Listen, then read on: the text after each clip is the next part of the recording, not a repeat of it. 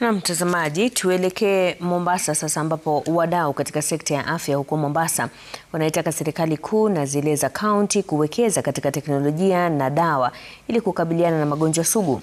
Wakizungumza huko Mombasa, eneo bunge la Changamwe, wakati wa kutoa huduma za matibabu ya bure, wamesema magonjwa ya kisukari, shinikizo la damu na saratani yameendelea kuwa mzigo mkubwa na changamoto miongoni mwa wakazi wenye mapato ya chini.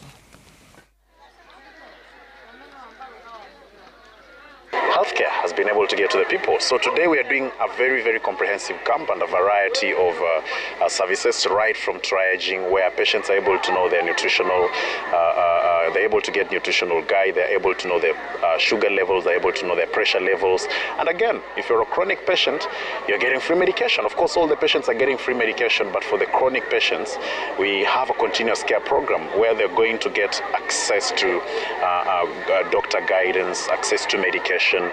We are targeting the elderly and the women, and so far we have seen, or we have reached more than 1,000 people, and we are targeting above 2,000 people.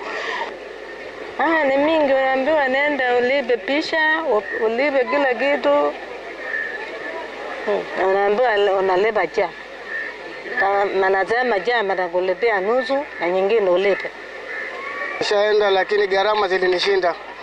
Hata juzi hata kitabu ninacho hichi hapa. Leo nikasikia kuna matibabu, ndo nikaamua nikafika mahali hapa na nimehudumiwa vizuri sana. Nashukuru Mungu, sijawahi kulala wiki 3.